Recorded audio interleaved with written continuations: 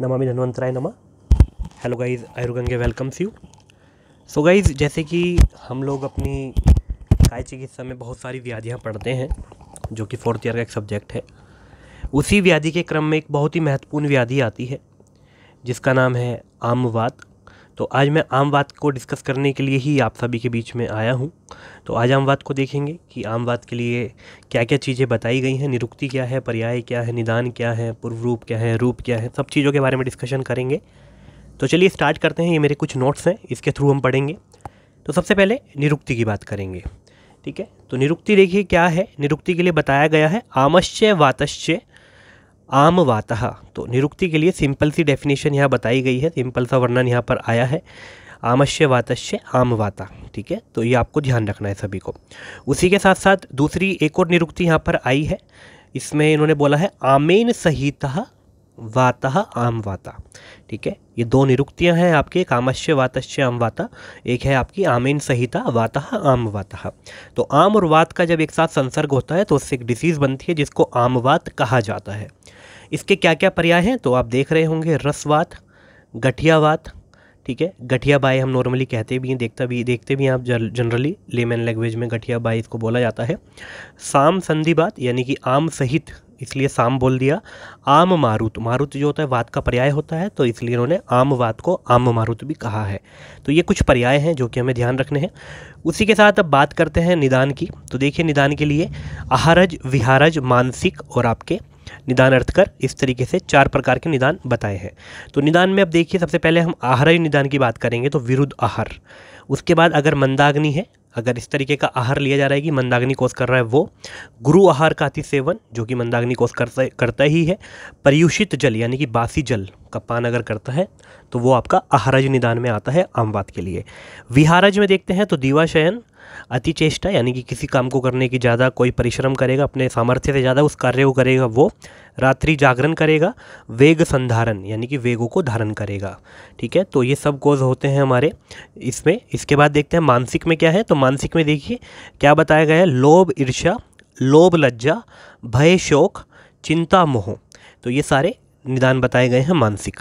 निदान अर्थकर का मतलब होता है जो कोई व्याधि किसी का निदान बनती है ना, जब कोई व्याधि किसी व्याधि का निदान बनती है। तो यहाँ पर 4-5 व्याधियाँ हैं जिसमें ग्रहणी है, उरुस्तंभ है, अग्निमांद्य और अर्जीन।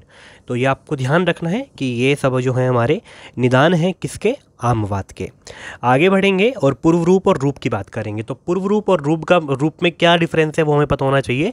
पूर्व रूप का मतलब होता है व्याधि उत्पन्न होने से पहले जो लक्षण हमें दिखाई देते हैं ना, व्याधि उत्पन्न होने से पहले जो हमें लक्षण दिखते हैं वो हमारे पूर्व रूप है, और व्याधि उत्पन्न होने पर जो हमें लक्षण दिखते हैं वो हमारे रूप है। तो पूर्व रूप और रूप का ये डिफरेंस है।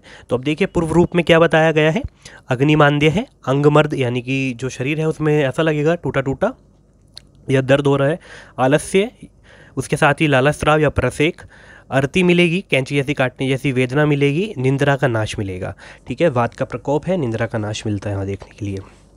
रूप की बात करेंगे तो रूप में देखिए अजीन यानी कि लक्षण, रूप को ही लक्षण भी कहते हैं, ठीक है। आपको ध्यान रखना है सभी को। संधिशूल रहेगा, संधिशोथ रहेगा, कटिशूल, ज्वर, तृष्णा, अंगमर्द और कष्टदायी चेष्टा, ये सारे लक्षण आपको यहाँ पर रूप के तौर पर देखने के लिए मिलेंगे। उसके बाद इसकी संप्राप्ति के लिए बात करेंगे। तो देखिए संप्राप्ति को थोड़ा अच्छे से समझने की कोशिश करिएगा। तो संप्राप्ति में क्या होता है, सबसे पहले जो हमने ऊपर 4 निदान बताए उनका आपने सेवन किया। सेवन करने के बाद वहाँ पर त्रिदोष का प्रकोप हुआ। उनका प्रकोप होने पर उसमें मुख्य तौर पर किसका प्रकोप हुआ, कफ का प्रकोप हुआ, क्योंकि आप गुरु आहार विहार ले रहे थे तो उसने क्या कोज कर दिया, अग्निमांद्य कोज कर दिया।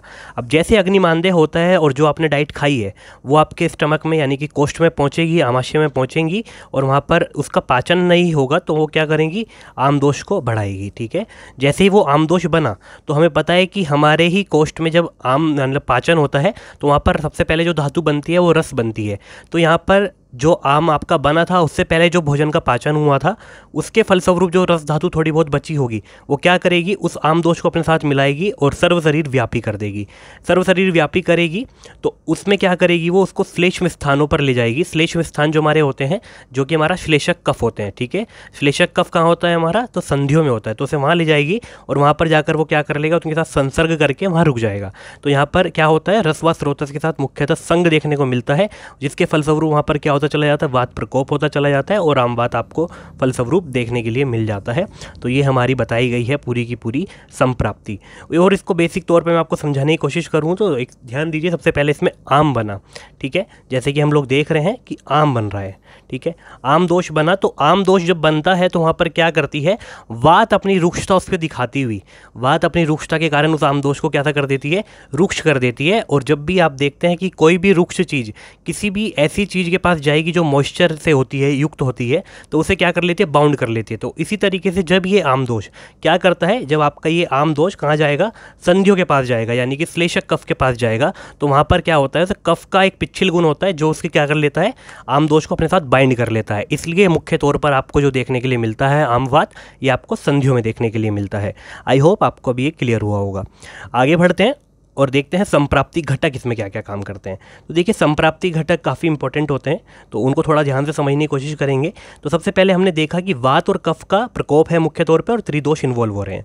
दूसरी बात हमने देखी कि इसमें क्या क्या दुष्य हैं। तो देखिए रस, रक्त, मांस, सीरा, स्नायु, अस्थि और कंडरा, ये सारे के सारे इसके दुष्य हैं, ये आपको ध्यान रखने हैं। स्रोतस में रसवाह स्रोतस का इन्वॉल्वमेंट है, संघ प्रकार की दुष्टि है, अग्नि मानदेय हो रहा है, सर्वसंधि इसका अधिष्ठान बताया गया है। साध्यता साध्यता की कैसे बात कर रहे हैं, तो देखिए साध्यता साध्यता को थोड़ा सा समझने की कोशिश कीजिए कि अगर नवीन आम वात है तो वो आपका कैसा है, साध्य है। अगर वो द्वंद्वज है यानी दो दोषों से युक्त है तो आपका कैसा रहेगा, याप्य रहेगा, ठीक है, ठीक हो भी सकता है नहीं भी हो सकता है, ऐसी कैटेगरी रहती है याप्य। तीन दोष यानी त्रिदोषज रहता है तो सिंपली बता दिया आचार्य ने कि वो आपका असाध्य होगा। तो ये हमें ध्यान रखना है आमवात के कंडीशन में। इसके बाद उपद्रव देखिए इसकी क्या है, तो गतिनाश, ठीक है, उस पेशेंट को उसकी ऐसी कंडीशन हो जाती है कि वो ज़्यादा मूवमेंट नहीं कर पाता, इसलिए गतिनाश दिखता है। और गति जैसे ही करता है या कोई भी मूवमेंट करता है तो उसको ऐसा लगता है मुझे बहुत ज़्यादा पेन हो रही है, तो इसको गतिनाश से कोरिलेट किया गया है। निंद्रानाश बताया गया है, स्तब्धता हो जाती है। वैकल्यता यानी कि वैकल्यता जो रहती है टेम्परेरी रहती है, यानी कि उसको ऐसा लगता है विकलांगता उसके अंदर, वो हैंडीकैप्ड हो गया है पर्सन, ऐसा कुछ देखने को मिलता है, डिफॉर्मिटी आ गई है फिजिकली। अवसाद यानी कि डिप्रेशन में चला जाता है क्योंकि उसको लगता है कि मैं कुछ कर नहीं पाऊंगा या मैं करता भी हूँ तो मुझे विभिन्न प्रकार की चेष्टाएं होने लगती हैं, इसलिए वो डिप्रेशन में चला जाता है। उसके बाद भेद की बात करेंगे तो देखिए भेद भी इसके दो प्रकार से बताए गए हैं, एक लक्षणों के आधार पर बताया गया है और एक इसके दोष अनुसार बताए गए। तो सबसे पहले लक्षणों के आधार पर बात करेंगे तो चिरकालीन बताया है और एक आपका आशुकारी। तो चिरकालीन जो आपका होती है वो क्रोनिक कंडीशन होती है, ठीक है, और जो आपकी आशुकारी होती है वो आपकी एक्यूट कंडीशन होती है। तो चिरकालीन और आशुकारी में आपको यही ध्यान रखना है कि एक क्रोनिक है और एक आपकी एक्यूट है। तो जो एक्यूट कंडीशन आशुकारी है उसके जो लक्षण रहते हैं वो सामान्य लक्षण रहते हैं जो मैंने आपको पीछे बताए, इसलिए वो मेंशन नहीं है। चिरकालीन में 2-3 लक्षण जो हैं इंपॉर्टेंट है जो कि इन्होंने बताए हैं अच्छे से। तो उसमें देखिए अंग वैकल्य यानी कि वही कि आपको डिफॉर्मिटी देखने के लिए मिलेगी। तो इससे क्लियर होता है कि जो डिफॉर्मिटी मिलती है वो कभी भी अर्ली स्टेज में नहीं मिलेगी, हमें एक्यूट में नहीं मिलेगी, क्रोनिक में मिलेगी। उसके साथ ही अंगुली की क्या मिलेगी, विकृता मिलेगी। अंगुलियां जो रहती हैं इसमें मेनली इन्वॉल्व रहती हैं और उसमें विकृता देखने के लिए मिलती हैं, ठीक है। संधि जाड्यता यानी कि स्टिफनेस मिलेगी किसमें, जॉइंट्स में।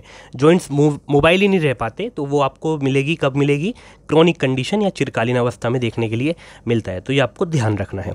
उसके बाद बात करते हैं दोषानुसार। तो देखिए दोषानुसार में इन्होंने बताए हैं 4, ठीक है। एक हमारा वातोल्वन यानी जब वात का इन्वॉल्वमेंट ज़्यादा रहेगा, पित्तोल्वन, कफोल्वन और सन्निपातज।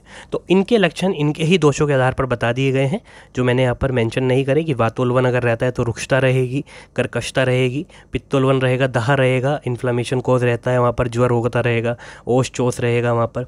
कफोल्वन में उस बंदे को कैसा वहाँ पर कंडू फील होने लगेगा। तो ये सिंपली जो इनके एक सिम्टोमेटिक कंडीशन रहती हैं जो हम नॉर्मली पढ़ते हैं वो सब लक्षण आपको इसमें देखने के लिए मिलते हैं। आगे बढ़ेंगे, चिकित्सा के लिए बात करेंगे। काफ़ी इंपॉर्टेंट है चिकित्सा, क्योंकि काय चिकित्सा पढ़ रहे हैं तो चिकित्सा का पार्ट अपने आप में काफ़ी इंपॉर्टेंट हो जाता है। तो देखिए क्या बोल रहे हैं चिकित्सा के लिए, लंघनम स्वेदनम तिक्तम दीपनानि कटूनि चा विरेचनम स्नेहपानम बस्तश्च मारुते सैंधव आध्यानुवासनस्य छार बस्ती प्रशस्ते। ठीक है, तो ये किसने बोली है, ये आपके चक्रपाणी जी ने बोली है। कहाँ पर बोली है, अध्याय 25 में श्लोका नंबर, चक्रपाणी नहीं सॉरी ये चक्रदत्त जी की है, चक्रदत्त जी ने बोली है, चैप्टर नंबर 25 का 1st नंबर का श्लोका है, ये आपको ध्यान रखना है। तो मुख्य तौर पर क्या चिकित्सा इसकी बताई गई है उनको देखेंगे। तो देखिए लंघन, स्वेदन, दीपन, पाचन, स्नेहपान, विरेचन और बस्ती, इसकी चिकित्सा बताई गई है। अब इसी के साथ में हम चिकित्सा पढ़ेंगे, एक चीज़ हमारी रह गई जो कि हमारी इसकी परिभाषा रह गई। तो परिभाषा को एक बार देख लेते हैं ये काफ़ी इनिशियल पॉइंट था पर रह गया तो कोई बात नहीं, अभी देख लेते हैं। तो परिभाषा में देखिए क्या है, युगत पित्त कुपित्तः वंतस्त्रिक संधि प्रवेशको स्तब्धम च गुरुतः गात्र आमवातः साउच्यते। अर्थात यहाँ पर बोला गया है कि जब कभी वात क्या होती है, प्रकुपित हो जाती है, ठीक है, वात आपकी प्रकुपित होकर क्या करती है, कोष्ठ त्रिक और संधि प्रदेश में जाकर शोथ शूल और स्तब्धता को कॉज करती है, ठीक है, तो उसको कंडीशन को कहते हैं आमवात। तो ये इसकी डेफिनेशन है जो कि माधव निदान चैप्टर नंबर 25 श्लोक का नंबर 5 में आपको देखने के लिए मिल जाएगी, ठीक है। इसके बाद आगे बढ़ेंगे और देखेंगे चिकित्सा। तो चिकित्सा के लिए श्लोक हमने देख लिया है चक्रदत्त जी का, इसमें लंघन, स्वेदन, दीपन, पाचन, स्नेहपान, विरेचन, बस्ती ये बताए गए हैं। अब आपको एक कराना किस किस से है तो थोड़ा सा देखेंगे इन चीज़ों को। तो देखिए लंघन अगर आपको करवाना है, ठीक है, लंघन आपको अगर करवाना है तो लंघन के लिए बताया गया है। देखिए आप लंघन के लिए क्या बता रहे हैं, लंघन पाचन के लिए बोली गई है, एक ट्रिक लिखा है, ब्रैकेट में ट्रिक लिखी हुई है, यहाँ पर आप देखें, इसमें इधर इधर देखना है आपको। तो लंघन पाचन में आप देखेंगे आज 3 से 5 को लंघन पाचन कराया, इस तरीके से आपको ध्यान रखना है, आज 3 से 5 को लंघन पाचन कराया।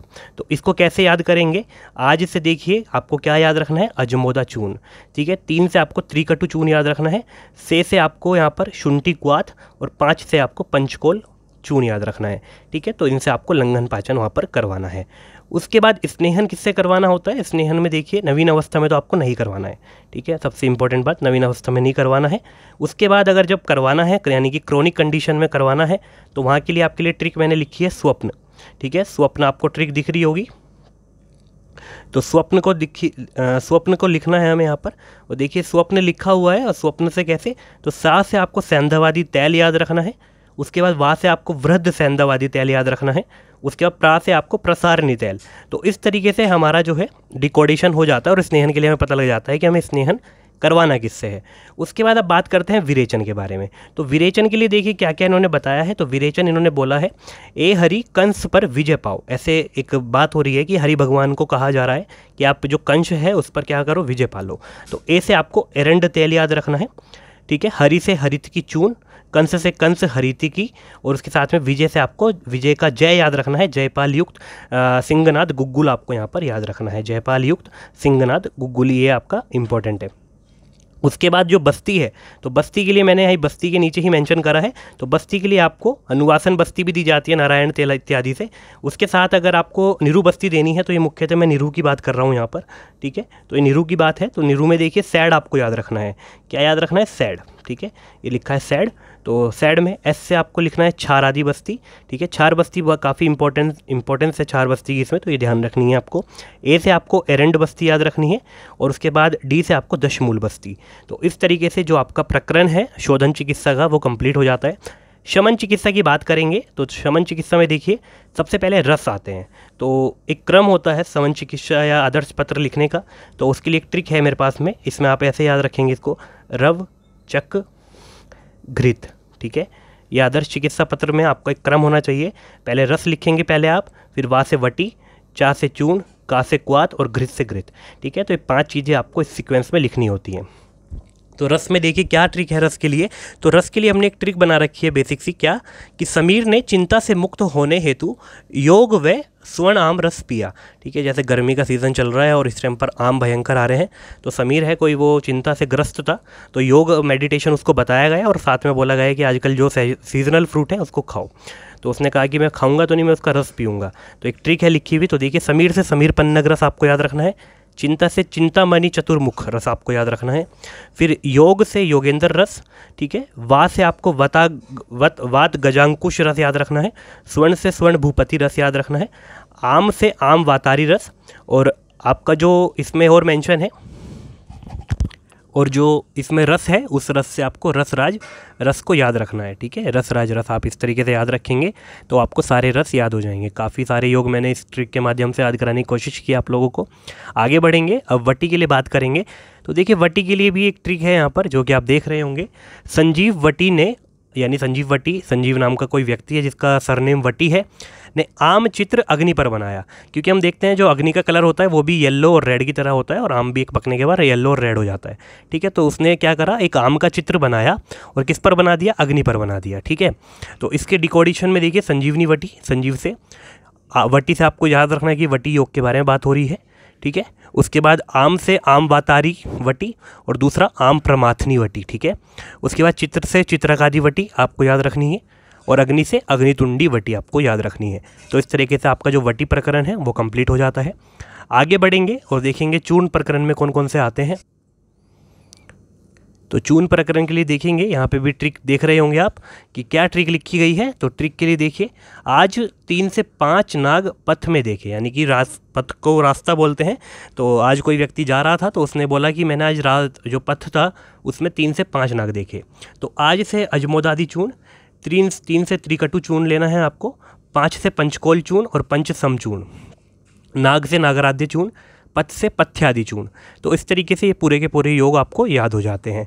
उसके बाद आगे बढ़ेंगे और क्वाथ की बात करेंगे। तो रासना 5-7 ऐसे आपको याद रखना है, रासना 5-7।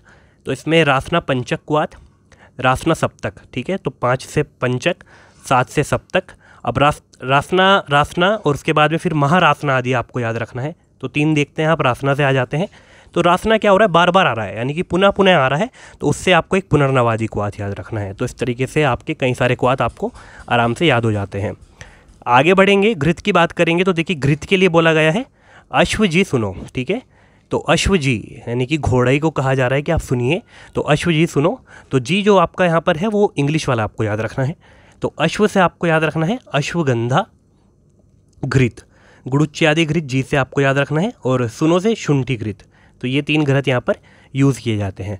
उसी के साथ काफ़ी ज़्यादा यूज़ है इसमें गुग्गुल का। गुग्गुल मोस्ट इम्पॉर्टेंट है आम बात की चिकित्सा के लिए, ठीक है, ये आपको ध्यान रखने ही है। तो गुग्गुल के लिए ट्रिक लिखी है, शिव ने पुनः अमृत योग सिंह को दिया, ठीक है। यानी कि जो जंगल का राजा है सिंह या शेर, उसको क्या करा भगवान शिव ने, अमृत योग दे दिया। क्योंकि आजकल बहुत ज़्यादा उनकी हत्याएं हो रही हैं, तो उनको बचाने के लिए उन्हें अमृत योग दिया भगवान शिव ने।